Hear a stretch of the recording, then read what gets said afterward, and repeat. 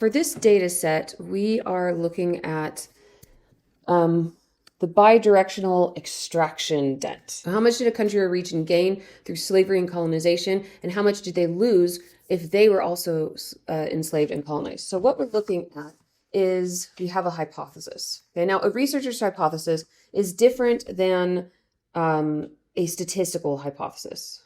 Okay, let me open up my paper for you, my digital paper. Okay, so we have a statistical hypothesis. I guess we're using green today. Statistical hypothesis. And the statistical hypothesis is the relationship between the variables, since we're doing correlation. So we have a null and an alternative hypothesis. So the alternative hypothesis says that there is no relationship between the variables. So here's something that's going to really confuse you. So R, let me just go back to black because it's easier to see. R, oops, not uppercase R, but lowercase r. That's what we're testing for in Pearsons, R, okay? So R equals the correlation coefficient, right? What is the relationship? But in particular, it's the correlation coefficient in your sample. Okay, this is for your sample. And this is what we are going to calculate. But what we're trying to test, what we're trying to figure out is the correlation coefficient, not in the sample. We want to know what it would be in the population that we're studying. Okay, do you see the difference? So we're testing for our sample, but we're trying to figure it out for the entire population. Because in statistics, we don't really care about our sample. We want to be able to generalize it to the whole population. And so the statistic for this is rho. So this brings us back to Spearman's rho, okay? So yes, we are testing for the population in Spearman's rho. We're testing a claim about the population parameter.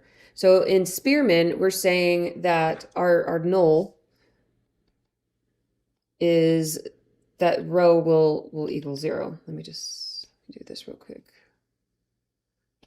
We'll do docs, okay, so it's not confusing. We're saying in the population, there's no monotonic relationship between the ranked variables, and the alternative is going to be that rho does not equal 0, that there is going to be, +1 to -1 type of relationship. There is a monotonic relationship. The key difference conceptually, so let me just write this out. So we have Pearson, and we have Spearman. Okay, so the key difference is that Pearson is testing for linear relationships. Spearman is testing for monotonic. Okay, so what is the difference between linear and monotonic? So linear means the relationship follows a straight line. As x increases, y increases or decreases at a constant rate. So for every 1 unit increase in x or y, y increases exactly 2 units, perfect straight line. Okay, Pearsons are, if that's the case, will equal a +1. Okay, so we're always looking for a straight line, constant relationship. That's what Pearson is testing for. Do we have that? Do we have that type of relationship? Monotonic means that the relationship is consistent only in the direction. So as x increases, y either consistently increases or consistently decreases, but the rate of change doesn't have to be constant. Whereas for Pearsons, it is testing to see if it's constant. Okay, so monotonic is, it's about direction only. The constant doesn't move. Let me put consistency or constant. Are the variables constant? Are they moving at the same, are they moving lockstep? Spearman doesn't care about that. It's not testing for that. Okay, the rate of change doesn't have to be constant. Just the direction, it's testing to see if it's consistent. But Pearson is looking to see, are they moving together and are they moving at the same time? So they're very similar. So for a quick visual comparison, okay, if you looked at a quick scatter plot, a strong Pearson R, which would be +0.1, right, would look like this. It's a perfect linear relationship. That's linear. Okay, it's great. A Spearman which could still have a very strong row, okay, could still be a row of 1, could look like this, okay? So it's curved, and but it's always going up, okay? So it's not consistent, but it is moving in the same direction. So Spearman is happy. Pearson would be less happy than that. This would be a monotonic relationship. That's the big difference between these two. And then, of course, the biggest difference is the data that you use, right? We learned this. So Spearman can be ordinal, has to be ordinal data, and Pearson has to be continuous, either interval or ratio data. Okay, so let's get into actually, let's get into our data and take a look at it. Okay, so here is our debt table of losses, debt and losses. So I can't even tell you the amount of work I did putting this table together for you guys because I couldn't find anything else out there. Now, I am not a researcher specializing in this, so I make no claims that these are accurate, but I did put quite a lot of work into researching things and reading papers of people's estimates of loss and gain due to colonization and slavery, because both of those are questions that come into reparations. So we've been talking a lot about slavery, but colonization is also a big part of this. Now, all of these variables, one of the things I found is that everything depends on how you define things. What exactly is defined as slavery? Is indentured servitude the same as slavery? Is chattel slavery and slavery where you have some limited rights also slavery? Is a slave who works in a sugar plantation in the Caribbean and has an extremely high mortality rate? Do they are they owed more reparations, or their descendants owed more reparations than somebody who had a more cush job, like for instance, the Emperor of Rome having a Greek slave to educate their children, okay, who had a very luxurious life, okay, even though they were a slave. So there's so many variables to put into this. And so I'll talk a little bit about some of these. So our table has expanded a bit to include some of the more major players. I think we have 28 here total. And so let me just give you some examples. So one of the, of course, the most infamous ones that we've talked about is Britain, the UK, England. And you can see that they have gained through colonization and slavery an estimated $3.3 trillion. Okay? But they also here have that they lost through being colonized and enslaved $1.1 trillion, which is very interesting. So roughly over 1,600 years, Britain lost somewhere between 800 billion and 1.5 trillion to what we're calling extraction. Okay, so the term extraction, money was extracted from them. Okay.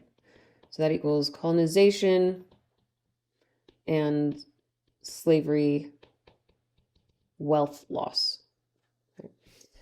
So first they had Roman occupation, which lasted for 400 years, and then centuries of Viking raids, and then the Norman conquest in 1066, the Anglo-Saxons, all that. So Britain was systematically looted, its resources were taken from it, its people were subjugated and colonized and enslaved.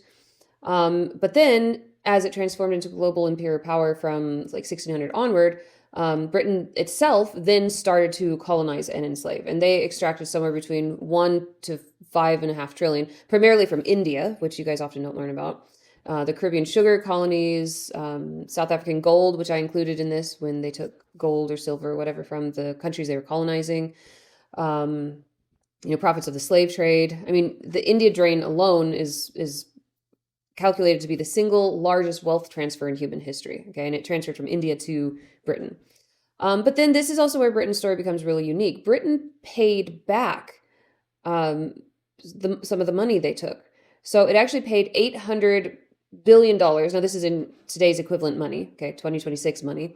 It paid $800 billion back to slave owners in 1833 in order to buy back slaves in order to free them. Okay, and the point was to secure peaceful freedom of slaves rather than civil war like we did. It also deployed the Royal Navy at a cost of roughly $50 billion to enforce anti-slavery globally, even though this directly contradicted its economic interests. And so they did lose economic money, and so that loss should actually be higher. I actually just thought I didn't take that into account. Okay, that's how many variables are in this. So, and they only finished paying off that $800 billion to slave owners that they paid in 1833. The taxpayers only finished paying off that debt in 2015. That's how much money that they paid. So by today, what we're seeing is that Britain's net position. So they lost $1 trillion due to being colonized and enslaved. And then they gained somewhere around 3-ish trillion. I kind of averaged the estimates out so it was easier for us to calculate. And so their net total of what, by this admittedly unscientific data table from my research, what they owe in reparations, if that's accurate, is around $2 trillion. Okay.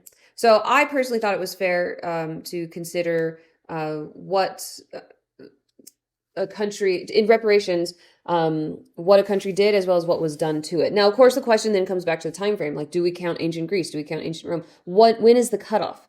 Does Britain's abuse by the Roman Empire qualify as a loss or not? And this is so argued against. Some people say yes, some people say no. And, it just really, it's hard. And the date kind of becomes arbitrary. You might say, oh, well, that was too long ago to count. But a descendant of that who has Viking genetics, even though they're from England or Ireland or something, and because their ancestor was probably raped and that's why it's there, they might have a very different opinion than you, that it does affect things for them.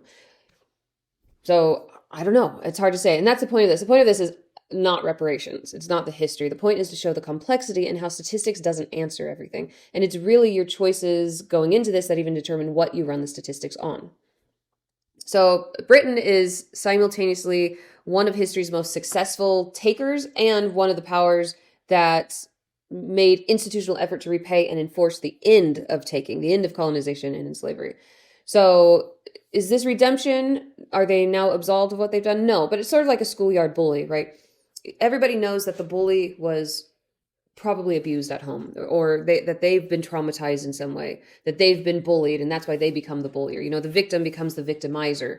And this is what you see in nations too. This is what you see culturally. So if we're looking at a bully, we don't say, oh, well, this poor bully was treated bad, and so we can't hold them responsible for their behavior. No, you don't do that. They still get in trouble for bullying. It's still wrong. They still shouldn't be bullying. But at the same time, you do try to, if you're going to help that kid, you do try to understand their history, where they came from, why they're doing what they're doing. And so, yes, they still have to pay for what they did wrong, but you also have to understand their history in order to be able to change things. Okay? And so that's why I think this is interesting to go through. Another unique one is France. Okay, so France, interestingly, even though France is a big colonizer, it had a really awful history. So France's row kind of reveals a profound moral failure. So France lost somewhere between 800 billion and 1.5 trillion over its history to Roman occupation, to Germanic invasions, to Napoleonic wars, to World War II, where Germany came back and continued to, kick their butt. So France really understands historically what it means to be taken from, what it means to be extracted from. Okay. Julius Caesar came into France and committed a genocide against them, and he killed somewhere around 2 million native French people, and then enslaved another million of them. I mentioned this before, so many that it crashed the slave market in Rome, that he brought so many back to Rome. Okay. Yet France took somewhere around $200 to $800 billion from its own colonies, North Africa colonies, West Africa, Indochina, Madagascar. It's far less than what Britain extracted, but also France hasn't paid much of anything back in any type of reparations. Okay? Whereas Britain has paid billions and billions of dollars back in order to make up for the wrongs that they've done. And really ironically, France imposed on its colony of Haiti a reverse reparation fee of 150 million francs in 1825, which is approximately $22 billion today, as a condition for recognizing Haiti's independence. Okay, so Haiti had just freed itself from slavery through violent revolution, and then was forced to pay France for the loss of property, meaning enslaved people. Okay, so that's pretty bad. So France's row shows that, ironically, despite all that if this is the simple mathematical calculations that we're going to, that France is actually owed $600 billion for reparations because of the crap it went through in its history. Which sounds wrong, but at the same time, the Gaul who was slaughtered by Julius Caesar and whose wife and children were sent to Rome to spend the rest of their life in slavery, do they not deserve to be recognized just because it's so far in the past? I don't know. I don't know. I don't have answers for this. I'm just pointing these things out because my job is to educate you. And then we have Spain. Where's Spain? Okay, so Spain. Spain's story is one of sort of inversion. So Spain lost $1 to $2 trillion due to extraction, due to being colonized and enslaved across its long history. The Roman conquest took centuries, and the Romans took massive wealth out of Spain and enslaved a massive amount of people. Then the Moorish invasion brought 800 years of occupation and extraction from the North African Muslims. And then the Napoleonic Wars cost them, where money was taken out of Spain. So Spain's really recent history is one of being taken from. Yet between 1492 and 1900, Spain took $2 to $1.2 trillion almost entirely from the Americas. Okay, the bullion alone, the silver from Potosi, the gold from Mexico, was a huge transfer of wealth. Okay, and forced indigenous servitude, basically slavery, was another $200 billion to $1 trillion in unpaid labor. So Spain's conquest of the Americas was a huge extraction of money.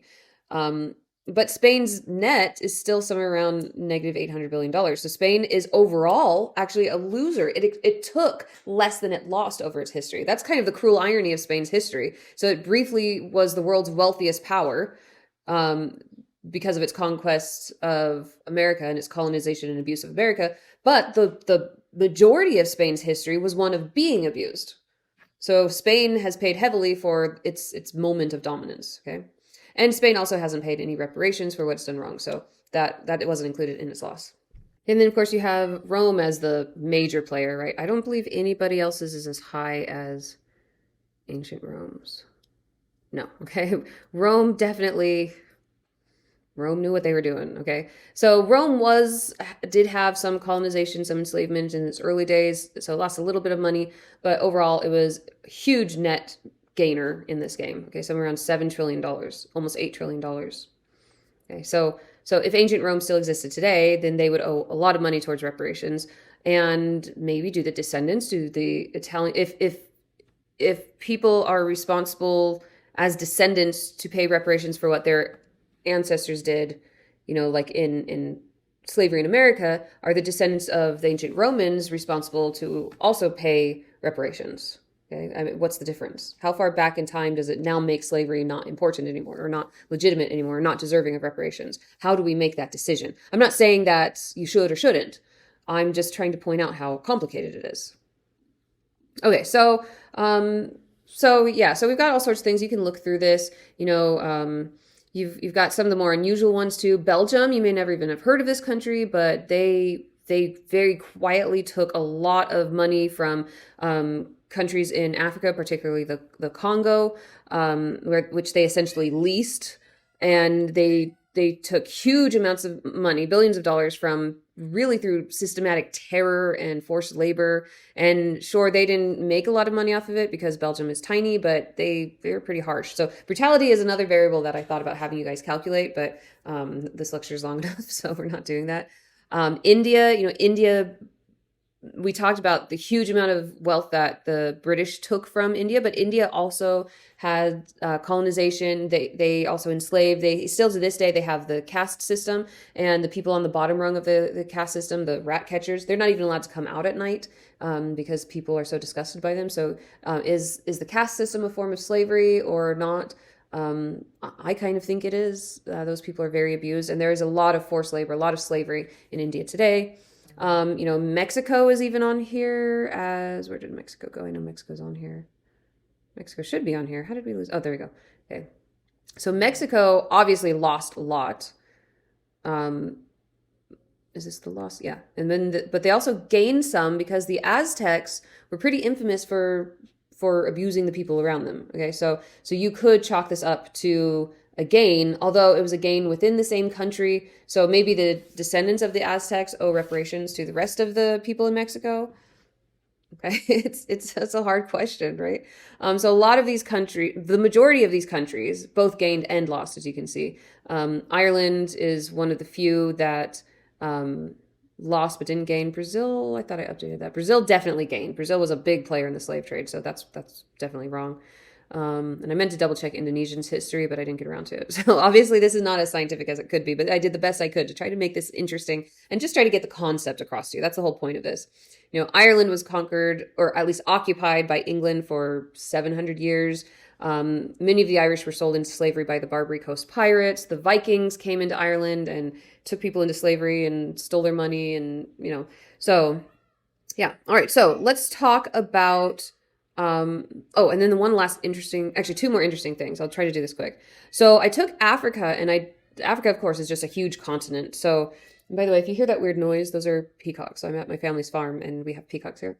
So Africa is a huge continent, right? Multiple countries. It's bigger than the United States. I think it's bigger than North America, but it's huge. So just to say Africa is stupid. But to try to keep this simple, I just broke it down into African nations who enslaved others and African nations who were enslaved.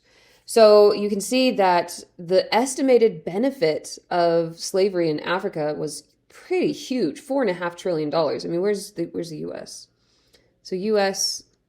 Oh, I see. I'm looking at the wrong one. Okay. These were the enslaved nations and these were the enslavers. Okay. So the nations like Dahomey or the Ashanti or whoever was doing enslaving and selling slaves, or either keeping them to themselves or selling them to the Europeans and North Africans, estimated somewhere around $1 trillion profit off of that.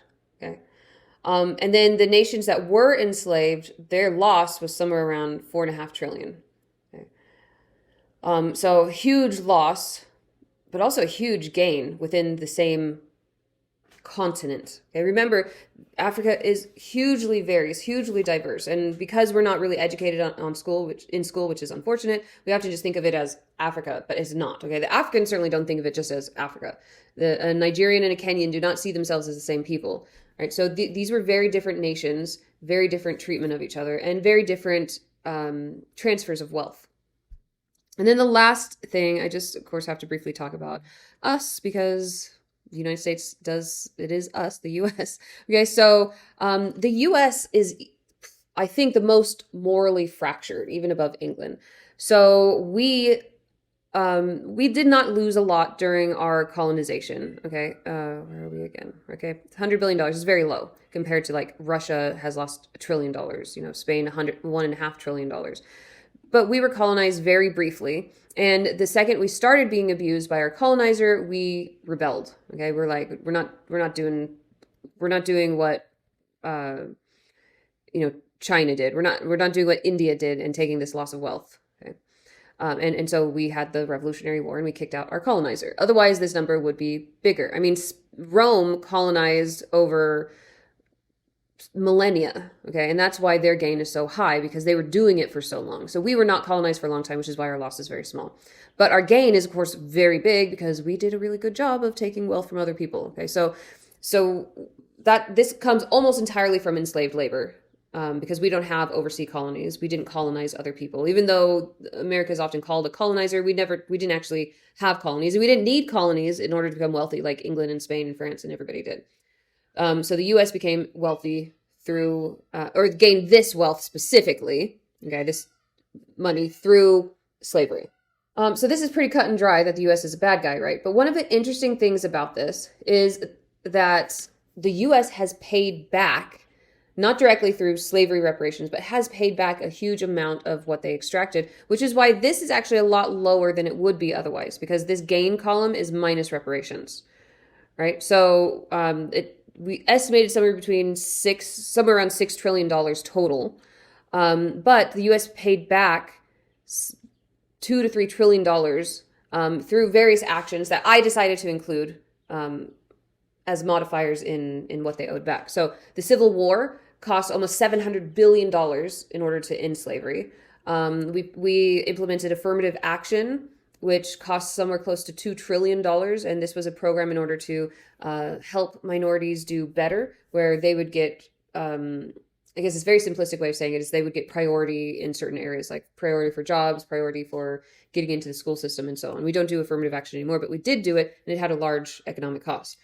We have paid reparations back to Native Americans to some degree, somewhere around $100 billion in direct reparations and land, and we paid so we have paid a lot of things back. We just like England, we used our navy to enforce the end of slavery. We went to war with the Barbary Coast pirates in them enslaving, and so there was less owed than what they otherwise would have, and so our net is close to $2 trillion owed.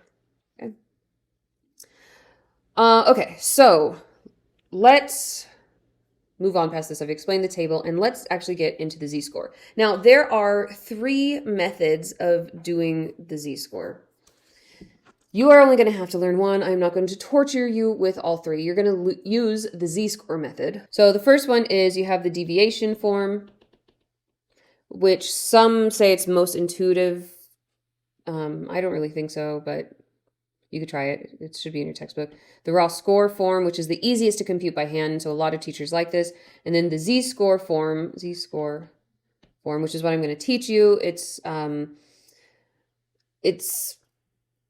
I think it's the most intuitive approach for teaching that really helps you to understand the idea that, to understand the logic of correlation coefficients based on the idea of z-scores.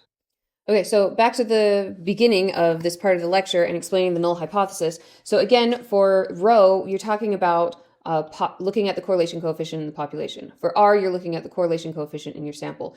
But the null hypothesis, even for your R, is that the rho, okay, so your null hypothesis is still that the population coefficient will be 0. Okay, so for whether you're doing Pearsons R or Spearman's rho, your null hypothesis is going to be the same, that rho equals 0. And the alternative hypothesis will be that rho does not equal 0. Okay, so I know that's confusing, but it's going to be the same thing either way because rho equals the population level statistic. Okay, so this is our statistical hypothesis. Now, our research hypothesis is going to be a little bit different. Our research hypothesis, at least my hypothesis, you can say what your hypothesis is going to be regarding this data, but my hypothesis is that, or what I want to see is that there's a clean line between that the more a country extracted, the less they lost. So that it's very easy for us to tell who is the oppressor and who is the oppressed. So that it makes it easy for reparations. And that's what I'm hoping for. That's my hypothesis. Okay. Now we've looked at the data and you might have a different hypothesis because we've at least glanced at it at this point. So maybe you have a different hypothesis. So the research hypothesis, okay, the research hypothesis is not the same as, it's a not equal sign, is not the same as that statistical hypothesis. Statistical hypothesis is null and alternative. Okay, but as a researcher, you might have a personal hypothesis of what you're going to find from this data. So now we're actually going to get into it. Okay, so our N is 28. In this data table, we've gone up to 28 different nations and entities, and we have 2 columns. We have our X and our Y, which is loss and then gain from slavery and colonization. Okay, so of course you can see that in the table right here. So, but already, we can see that the relationship isn't obvious. High loss it's not perfect. If it was perfect, then when there was high loss, there'd be 0 gain. And when there was high gain, there'd be 0 loss. That would be a perfect relationship. So high loss doesn't always mean high gain. Low loss doesn't guarantee you got rich. So the question becomes statistical. Is there a linear relationship between what you lost and what you gained? Okay, so what is, and I'm personally as a researcher hoping to see that linear relationship because that would make it much easier to decide who gets reparations. So again, remember correlation means that as one variable goes up, we're asking does the other go up or go down or do nothing.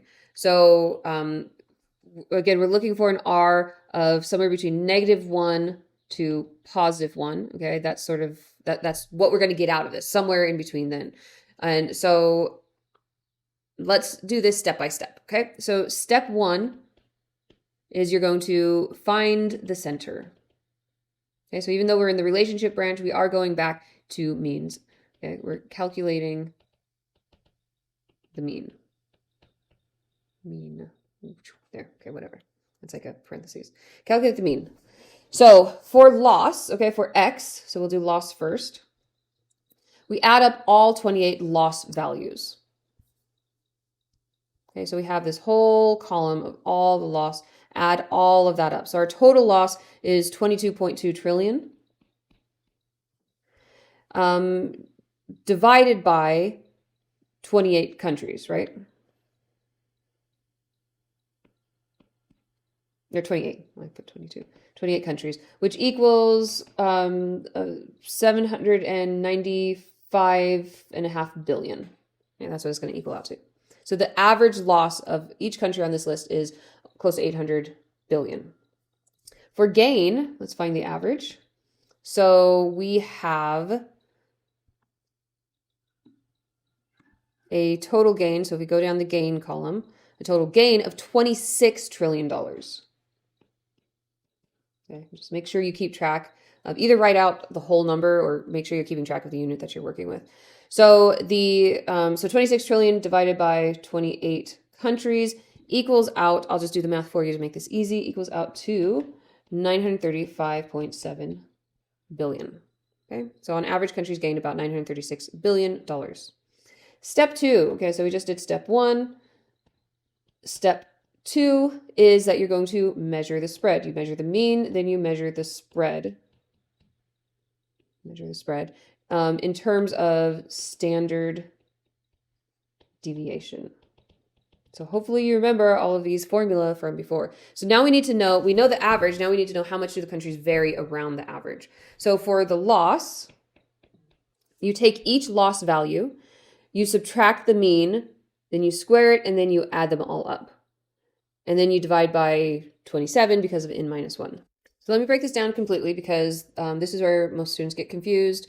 So we're going to go slow, okay? So standard deviation, again, measures the chaos, right? It tells you how spread out the variables are. If all countries lost exactly the same amount of money or gained the same amount of money, then the standard deviation would be 0. But we know they're all over the place, so the standard deviation is definitely going to be larger than 0. Okay, so first of all, we have our average, right? We have our mean. So our mean is equal to 795.5 billion, okay? Make sure when you calculate this that you are not just using 795.5, but that you're using all of the zeros, or that you're making sure that you're only using billions in the rest of the calculation, okay? Keep the units the same. So for each country, we have to calculate how far the mean is, right? So we have the deviation equals the value minus the mean. Okay, that's how we get our deviation. So for instance, for Rome, they had a loss of 350 billion minus the mean of 795.5 billion, which equals out to negative deviation of negative 445.5 billion. Whereas, let's do another example. Mexico, okay, let's calculate Mexico. So you can see Mexico had a loss of 850 billion minus the mean of 795.5 billion, which equals out to a positive 54.5 billion. Okay. And then after you do that, of course, then you have to sum it, right? So we just did the deviation, and now we need to do the square, or not sum, we need to square it. So we also have to square the deviation because we have to get rid of this negative that Rome has right here, negative 445 billion. So we have to square that, which also means we have to square that and all of the other ones all down the line. So all of these deviations, I'm obviously not going to make us calculate all of them.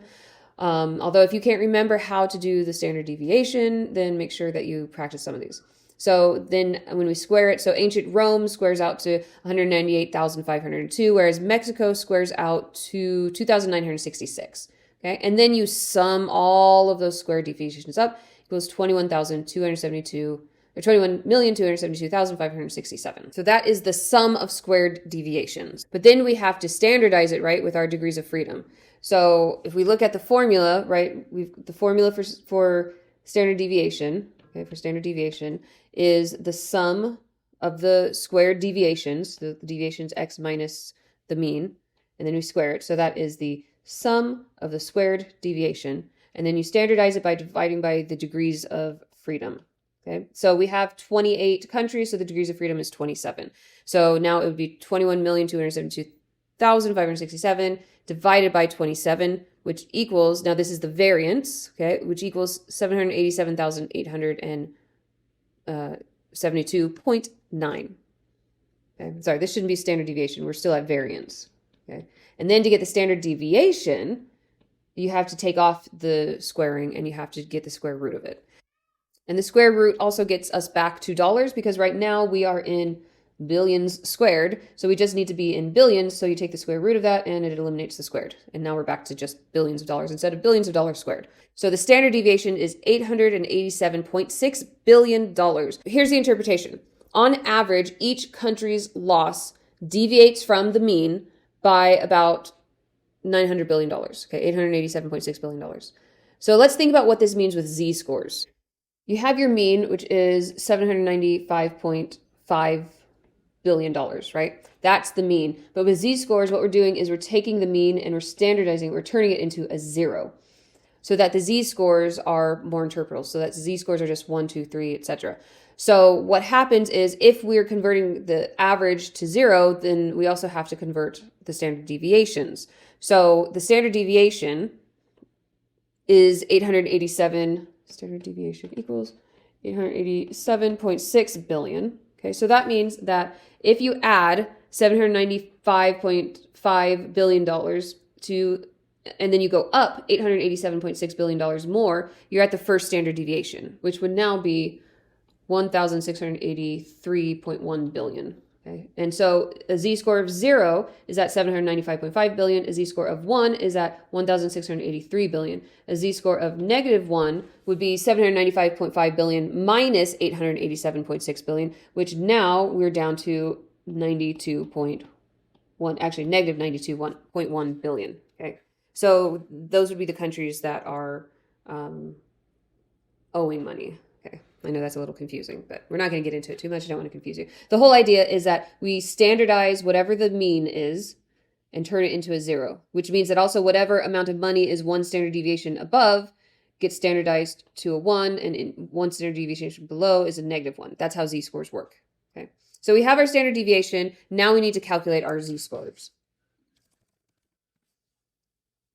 And yes, you have to do this for 28 countries over 28 versions of loss and 28 versions of gain. That is a lot of calculations. Okay, this is why we use SPSS or Jamovi. So a z-score answers one question: how many standard deviations away from the mean is this value? Okay, so in word term, okay, the z-score equals the value minus the mean over the standard deviation. Okay, so for example, ancient Rome, right, lost $300 billion. So the mean loss for ancient Rome was 795, and the mean loss was 795.5 billion. So, and the standard deviation we know was 887.6 billion. So let's plug that in for Rome's loss. So they lost 350 billion. The average was 795.5 billion, and the standard deviation was 887.6 billion. So you just calculate that all out, and that equals negative 0.502. So if you're looking at the distribution of z-scores, this is, -1, a z-score of 1, and a z-score of +1. Rome is somewhere below average with loss. This is loss. Okay, you're like, oh, but Rome gained so much money. Well, we're not calculating gains, we're calculating loss. So Rome was very typical in what it lost for a country. Okay, a little bit below average, but not by much. But on the other hand, with its gain, okay, let's calculate that. Okay, so the z-score is the value minus the mean over sigma, right, or the standard deviation. So for Rome gained $8 trillion, which if we're going to keep it in billions would be 8,000 billion.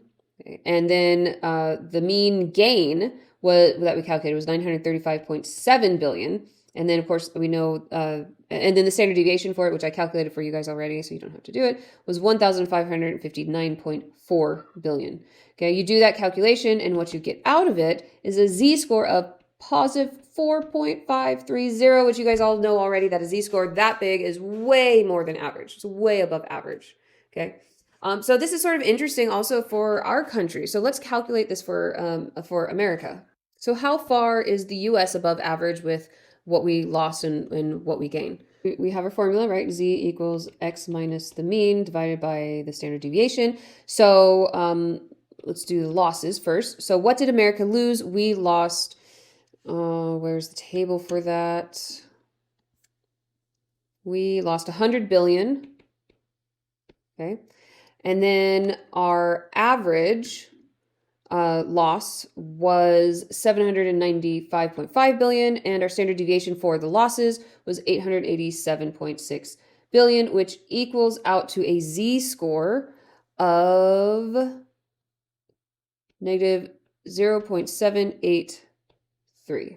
Okay, so what does this tell us? It tells us that America was below average in loss, but not hugely. Okay, that's actually a pretty typical loss. We're within the first standard deviation, so it's not like this was anything crazy, right? That the amount of money that we lost through slavery and colonization, it was pretty typical. We didn't lose an excessive amount, and we also weren't above average, so we weren't protected from colonization either. So we had some loss, but it was pretty average loss. Okay, it was close to average. It's close to what all the other countries faced on average in our loss. Now, on the other hand, what is the gain? Okay, so now we're just going to plug in the numbers for the US gain. So the amount of money that we gained was $2 trillion, which equals out to $2,000 billion. Okay, we're just keeping it in billions because it's the most useful, minus an average of $935.7 billion. So you can already see we're going to be above average, right? Divided by the standard deviation of 1,559.4 billion. So that equals out to a z-score of, rounding to 3 decimals, positive 0.682. So interestingly, even though we were above average, we're actually not that much above average either. So that's very interesting. So we were actually pretty typical for the rest of the countries on the planet. So whatever you want to take from that, that's, that's for you to interpret. Okay, statistics doesn't interpret. Statistics just gives you numbers.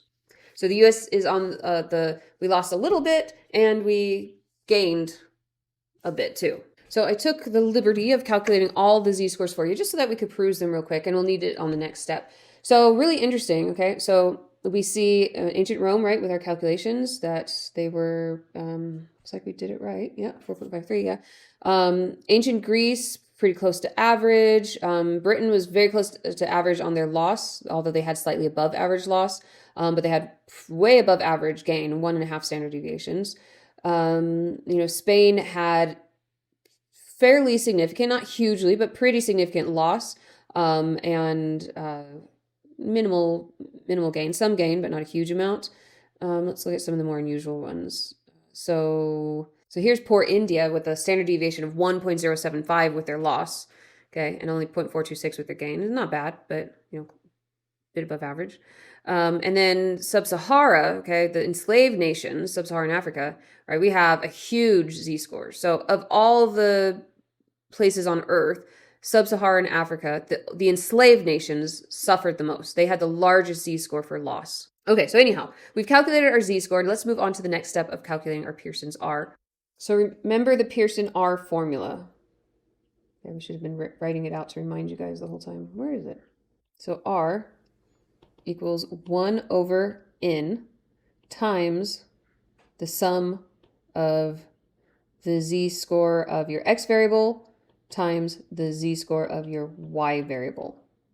Okay, remember a long time ago in this lecture we talked about this. So this is what we've been calculating. Okay, the z-score of loss and the z-score of gain. This is what we've done so far.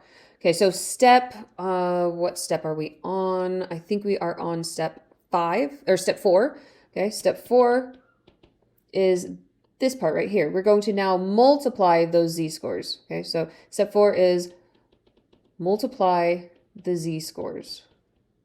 So the z of your x variable, which is loss, times the z of your y variable, which is gain. Okay, and so for each pair, you're going to multiply those. For Rome, you have a z-score, a loss of negative 0.502 and a z-score gain of positive 4.530. Okay, so you're going to multiply those out, and that equals to negative 2.274. Okay, so low loss, high gain, they're moving in opposite directions. Okay, and that's kind of the logic behind this, why we're multiplying. It's the key insight of correlation. If both z-scores are positive, if both are above the mean, the product is going to be positive.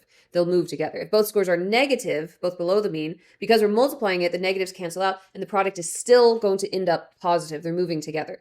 And if one is positive, one is negative, the product will be positive, and they move in opposites, okay, like what we got here with it being a negative. And so this helps us to get the specification of what positive and negative means for our R value, for our correlation coefficient, okay. Let's do another one. The US, we have a negative loss of 0.784 z-score times our gain of 0.682, which equals a product of negative 0.535, okay? So moving in opposite directions here, right? That's what the negative sign means. So low loss, moderate gain, moving in opposites, an opposite correlation, okay? So a negative correlation. Let's do another sub-Saharan Africa, okay? So they had a loss of 4.173, way above average, okay? These are the enslaved states, times their gain, which they had a below average gain. They did still gain, but it was very below average, so 0.472. You multiply those together, and your product is negative 1.969. So again, high loss, low gain, moving in opposites. That's why we see a negative here. Okay. And then step 5 is the sum. Okay, add them all up. Add all the products. Okay, so if we look at this chart, right, that's what this product category is. So ancient Greece, negative 0.051 z-score for loss at times a negative 0.247 z-score for loss. Now for them, that actually equals a positive product, 0.013. So they are moving together. This is a positive correlation. They're moving together. Okay, so you have all your products. I've already calculated this for you. And our sum is negative 1.973. Okay, so the sum equals negative 1.973, which is what you would fill in for this part, right? This now becomes negative 1.973, okay, times 1 divided by n. So let's just go to another page. Okay, so pause it, see if you can write out the Pearsons R without looking. Pearsons R equals 1 over n times the sum of what? Do you guys remember? The sum of the z-scores multiplied the sum of the products. So the z-score of your x variable times the z-score of your y variable. Okay, so we've already figured that all out. So we're already at n equals 1 over n times negative 1.973. Okay. So you guys get the idea with why we're doing this aspect, right? We're multiplying them together in order to get the directional sign for our correlation coefficient. A simpler way to write this, I should have just written this for you guys in the first place, but you might see it both ways, and so now at least you won't be confused. So if you take 1 times negative 1.973, right, that's just negative 1.973 now over n, okay? So 1 over n times 1.973 is just this over n. So really, you could have written the formula R equals, I was about to do it again, R equals the sum of the z of x times the z of y over n. That's how I should have written it. That would have been a lot simpler for you guys. Okay, so that's our formula. So the sum of the z-scores times the z-scores, or the sum of the products, we know is negative 1.973 over 28 equals, this is our R, believe it or not, we've made it this far, negative 0.0705. We have an R score after all of this huge lecture. Okay, now, one thing to notice here is I divided it by n, okay? Another brief interlude, and then I'll get back to the z-score, but this is important. So we have the formula of R, and we'll do our simplified formula. R equals the sum of the sum of the products, so z-score times z-scores, over n. But you can also do R, let me do a little more space. You can also do R equals the sum of the z-scores times the z-scores over n minus 1, the degrees of freedom. Why would we do this? Why are there two different formulas, both to get R? It depends on what you are calculating, okay? Are you looking for simply the correlation for your sample? Okay, this one is for the sample, okay? Or are you looking for the correlation coefficient for the more general population? Which one are you wanting? Are you estimating for the population, or are you getting the exact for your sample correlation? This is the most common, looking for the sample. We just ran a sample, we have this whole list of data here, and we were simply looking for the sample correlation for it, okay? But you could say, and the answer that we got was for our sample, 0.0705. 0.0705. This is our sample correlation, okay? But you could say, well, but I want to know what the correlation would be for every country on the planet. And so then you would do the population correlation. And so instead of dividing by 28, you're going to end up dividing by 27. That's Bessel's correction, right? We talked about that a long time ago, Bessel's correction, because these formula tend to underestimate the population. Okay, you divide, when you calculate standard deviation from a sample, you divide by n minus 1 instead of n, because when you only have a sample, you're not working with the true population. And your sample mean is slightly off from the true population mean, which means that you're going to underestimate the true spread. Your spread, the standard deviation is going to be slightly underpowered, slightly underestimated. So dividing by n minus 1 instead of n corrects for this bias. It gives you a slightly larger standard deviation, which is a better estimate of the population standard deviation. So if you're doing samples, you just do n. If you're doing the population, you use Bessel's correction and do n minus 1. Okay. So if we calculate this out, what we get is negative 0.731. Okay. So it's slightly different, but it is different, and it's technically different. It's technically more accurate for the population. So for our sample, this is absolutely correct. There's no question about it. But the sample is probably a little bit off for the population. It's a little bit underpowered. It's probably a little smaller than it should be. And sure enough, when we get our correction, we get a little bit larger of an R score than what we got with the sample population. So make sure that if you are answering a question about calculating anything to do with standard deviation, you're looking to see, am I calculating for a sample or am I calculating for a population? Now, when we do hypothesis testing, we are asking for, remember this back here, it's way back here, but we're going to do it. Remember our hypotheses, okay? We are looking at the population. Okay, we're asking about the population when we do the hypothesis test. Our null hypothesis is that the population level correlation is 0, it's meaningless. And our alternative is that the population level correlation is meaningful. It does have some correlation. So we're calculating the coefficient for our sample, but in hypothesis testing, we're looking for our population. We're asking, does rho equal 0 in the population? So when we do hypothesis testing, we technically want the n minus 1 version for an unbiased estimate. Okay, but in practice, with a large n, the bigger the n, the bigger the amount of countries or whatever you're measuring in your sample, the difference is negligible. So for your correlation homework assignment, it's asking you to do hypothesis testing.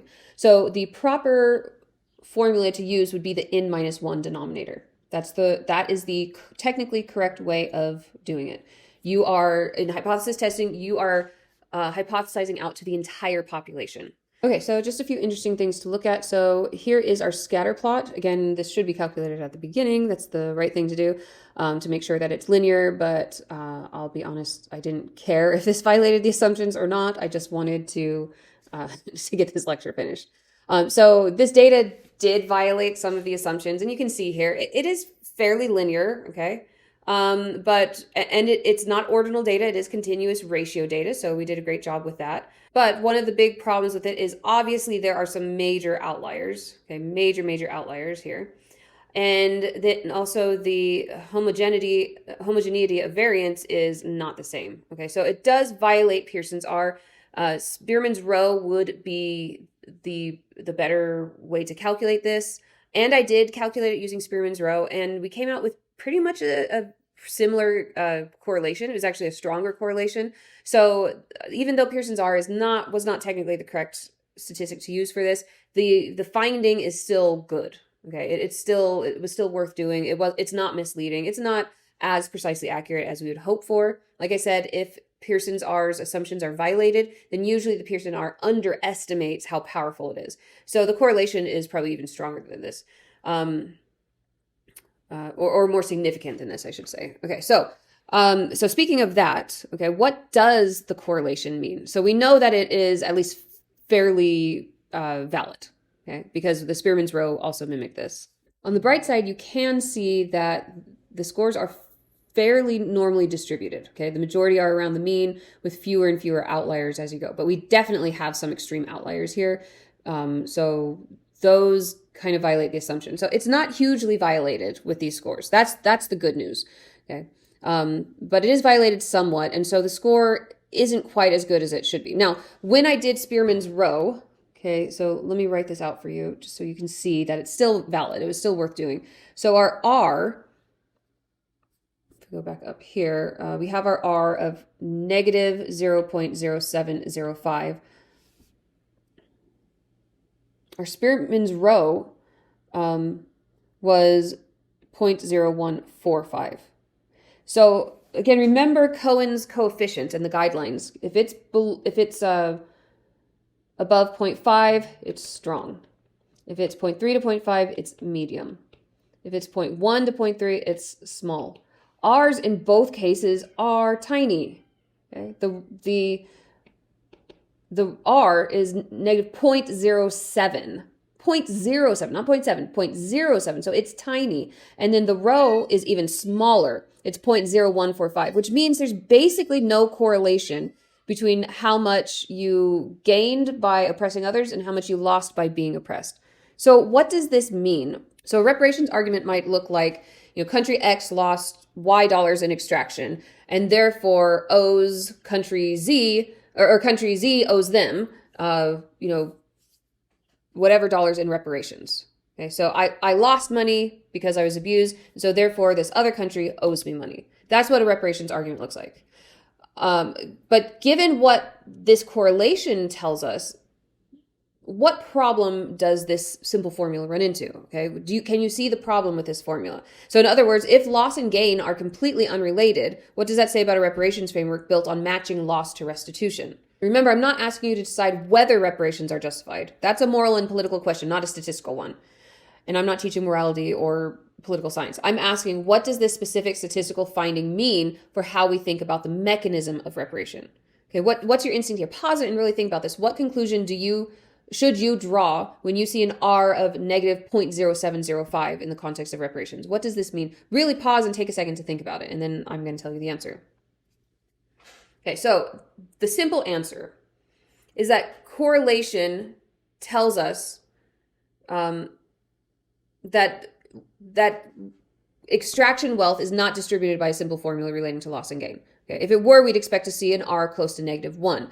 High loss equals low gain. It's perfectly inverse. Instead, what the data shows is that pretty much every country lost, every country was abused, and every country abused. And that the losses and gains are uncoupled. There's no correlation because every single country was oppressing others and every single country was oppressed. If you were oppressed, then at some point your country was the oppressor. If you're the oppressor now, at some point you were the oppressed. Every single person on the planet is both a victim and a victimizer. So what this is saying statistically is that it's very complicated to decide who gets reparations. You can't calculate reparations by just saying, oh, well, this country lost this much, or this country gained this much, because they aren't coupled. Okay, the correlation is tiny for this. Correlation analysis doesn't tell us whether reparations are justified or whether slavery was wrong or whatever. Okay, it's not a moral statement. It tells us that the mechanism of who lost what to whom is far too messy to be reduced down to this simple accounting formula. Okay, of I lost this much and this country gained this much, and so they owe. And that doesn't mean like sub-Saharan Africa isn't owed restitution. It doesn't mean that African Americans in our country aren't owed just restitution. It doesn't mean that victims of slavery by the Barbary Coast pirates or North Koreans who were part of the Nobi system or victims of Japanese colonization or Indians who had all their wealth stolen by England. It doesn't mean that they don't deserve restitution. Okay? But it means that that is very complex because everybody on the planet is descended from both victimizers and victims. Okay, so we don't have the mathematical justification to do restitution on these grounds. That's what this correlation is saying to us. Now, we also need to make sure that it's significant, by the way, before we say that. So let's just do the significance testing real quick. So we have our null and alternative hypotheses. Okay, rho equals 0, rho does not equal 0. So then we have to find our alpha and our critical value. So we're going to use an alpha of 0.05. Why? You should know by now because I've repeated it a million times. It's the traditional value, but you can use other ones. Okay. So our n equals 28 and our degrees of freedom equals, do you guys remember what we use for correlation? Remember we have paired variables, 2 paired variables.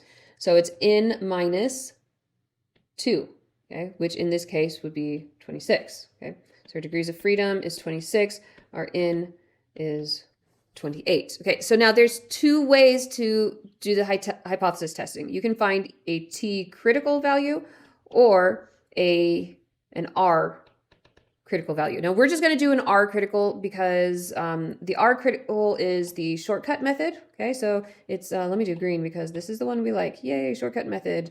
T critical value, sad method, because you have to go through a whole formula. Because the thing is that this where is our r? R is here. Okay, the r does not account for sample size, and so you have to include sample size in it.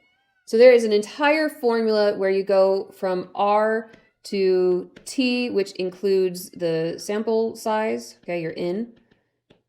Okay, and then you can look up a t table. The t table, which is exactly what you use for testing for t statistics, the t testing. It's the same table. Or you can use, and this involves all sorts of nonsense with calculating that, and I'm not going to make you do it. Or you can use this lovely shortcut method where it already has the sample size baked into it. If you do the t method, you have to use your degrees of freedom. If you use the R method, you do not. Here we go. Use degrees of freedom, whichever way we're doing it. So what you're going to do is you pull up your R table, which is in Canvas. You find your degrees of freedom, which is 26. We have a large degree of freedom because we have a large sample size. And then, see, the first column is 0.05. That's what we're going with. So 0.374. So our R critical value equals 0.374. Let's draw out our normal distribution. Okay. Oops, we don't need that one. We just need our rejection zone. And we have 2 because it is two-tailed. And the number for our rejection zone was 0.374. So 0.374 positive, negative 0.374. Okay, and then what was our R value? Our R value was 0.0705. Negative 0.0705. So that's the middle. So we are actually negative 0.0705. We are, for the first time ever, in the retention zone. We have to retain the null hypothesis that there is no correlation. So here's the thing. This is a little confusing. So what this means is that this is a not statistically significant finding, which is unfortunate after all that work. I'm disappointed. I didn't even know that until this point. So it sucks, but this is how science works. Sometimes you find significance and your hypothesis is supported, and sometimes it's not. So this is a little confusing because our R of negative 0.075 is saying that there's no relationship between loss and gain. That is just all over the map. Okay? That you can't tell that somebody owes reparations just because they lost money or because they gained money. Okay? It's all over the place. But the non-significance is saying something different. Okay? It's not supporting this. What it's saying is we actually can't say this. It's a no-no. Okay, you can't say that there's no relationship because the data was not powerful enough to support it. So there's a distinction between saying what this is saying is that the R is saying no relationship exists. Okay, and the P, so this is rho equals 0, but this is actually P value. of, we want it to be less than 0.05 and it's not, okay? It's not significant. So the no non-significance is saying something a little bit different. It's saying we don't detect a relationship. It's not saying that it doesn't exist. And it's not saying for sure, it's not saying that a relationship exists or it doesn't exist. It says we can't detect it. We can't tell. That's what this is saying. So it's saying even after all this work you just did, all this time you just spent on it, we don't know. That's what that's saying. It failed to pass the hypothesis test. Okay, it landed in the retention region. And so what that means is we don't know. We have failed to reject the null hypothesis. Usually we reject it. In this case, we failed to reject the null hypothesis. We're not saying the alternative is right. We're not saying there is a relationship, but we also can't say that there's no relationship, which is what the data looks like, that there's no relationship, but it wasn't powerful enough to tell. And so there's a few reasons why it could say this. One is we only tested 28 countries. That's a really good reason why it could be not insignificant. Random noise could have created a correlation by accident. It could have created the lack of correlation by accident. You know, if you flip a coin 28 times, you might randomly get more heads than tails, even though the true probability is 50-50. So it's hard to say if this was chance or if it was actually meaningful. It could be correct, but it might be that we needed to test more countries in order to figure this out, that it just wasn't powerful enough. There's too much noise in this sample is what it's saying. There's too much noise. The signal wasn't loud enough and we couldn't hear it. It might be there. That R might be correct. That might be what the noise is saying. That might be the music that's playing, but we just can't hear it loud enough in order to tell what it was. That's what the failure to reject the null is saying. The noise is too loud. We can't hear the signal. So we can't say for sure if this is the signal we think we heard, but we can't say for sure because it's just so noisy in this room. I think that's what I hear, but I can't be for sure. Okay. So yes, that is a disappointing conclusion to this very long lecture that you have spent hours listening to, and I have spent probably 50 hours creating for you, but it's still interesting. Okay. And the numbers on the data, the chart are absolutely correct. Let's see. We've got a lot of things open. Okay, so this data is correct that we have these losses and gains and stuff, but we can't say for sure, which means that we also can't answer the reparations question with this. All right, leave comments in the comment section if you have any questions, and I'll see you in the next lecture.